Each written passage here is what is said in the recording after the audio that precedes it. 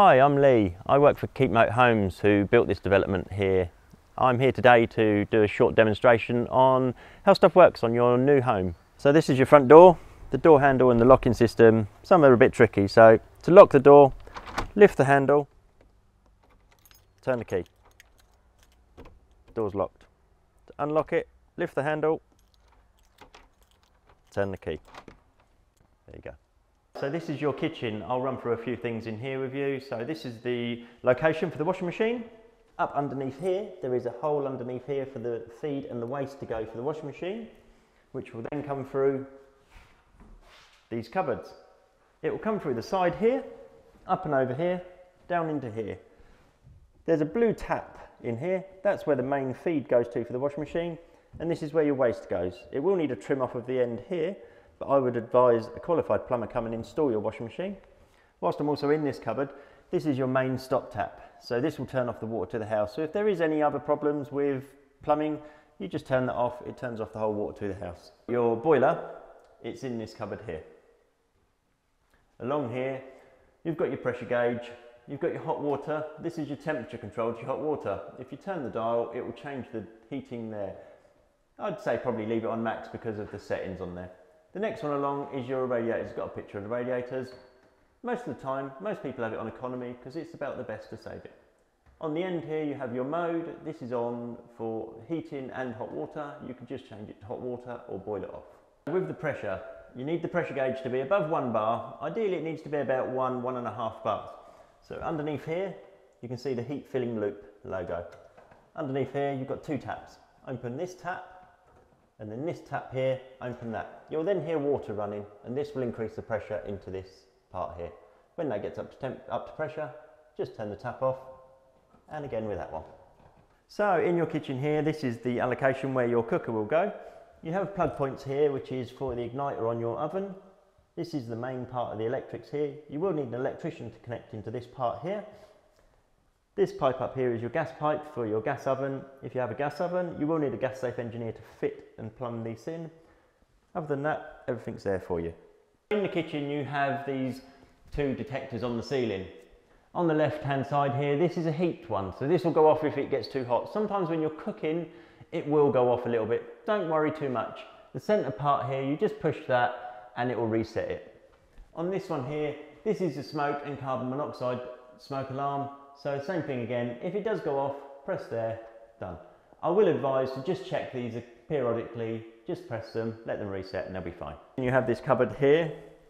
It has some plug sockets. This is your BT socket and it has these Ethernet sockets.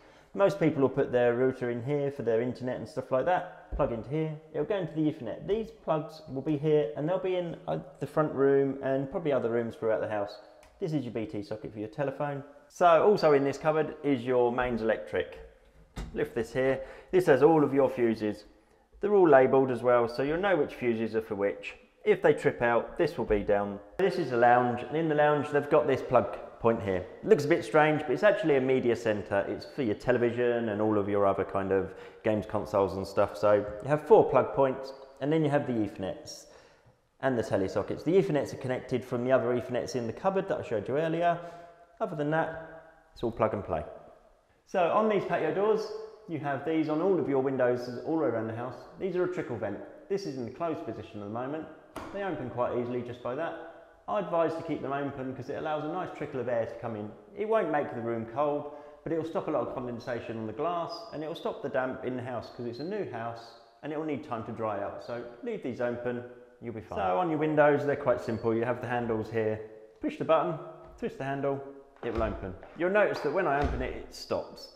That's because on the side here it has a restrictor. So what you have to do is pull the window slightly back, pull the restrictor down, the window will open. Shut the window again, done like that. You'll also notice that on here, if you open the window very slightly, it goes into a locking position there. This allows it to be open very slightly, allows another little bit of air to blow through and breeze through the house. This again is great for condensation and any other kind of moisture that will be in the house. So you can leave these like that for a little while, it'll be fine. Also, you'll notice above all of the windows and the doors, there's this part here. This is there so you can hang your curtains or your blinds or anything on there. It's actually a timber part of battening that's put up there. It just makes it easier to fix in your curtains and rails. In a cupboard in your house, you will probably notice that you've got two of these. These are just zone valves. What these do, they control the heating from upstairs to downstairs. So you have a zone which is one zone downstairs, one zone upstairs. No maintenance to these, more just an information thing, just to let you know that they're in here. Don't need to touch them there. If there is any problems, then please call the maintenance team and they'll come out and sort this out, but pretty much maintenance free. So this is in your main bedroom. You'll notice this lovely great big window. These open slightly different to all the other windows in the house because it has a two-way window. So the handle's the same, no button to press on this time. But if you do it quarter turn like that, the window will then just tilt in like this. If you then push it back, do the other quarter, now it will open as a normal window. There is another restrictor on here, you just push that down, this window will open fully like that. Makes it easy to clean and a nice little feature. Then again, quarter turn, full turn, windows all shut and locked. So upstairs here, you'll notice this. This is the loft hatch that goes up into the loft space. You're not authorised to store or leave any belongings up in the loft hatch due to health and safety. Here we have your wall thermostat. There is two of these. One is downstairs, one is upstairs. Obviously again for the dual zone part of the system. They're very simple to use. There is the diagrams here on how to do that. But the basic principles of it is you have an up and a down. Up controls the temperature to go up. You'll notice the digits going up there, 16.5, etc. Or you come down, there you go.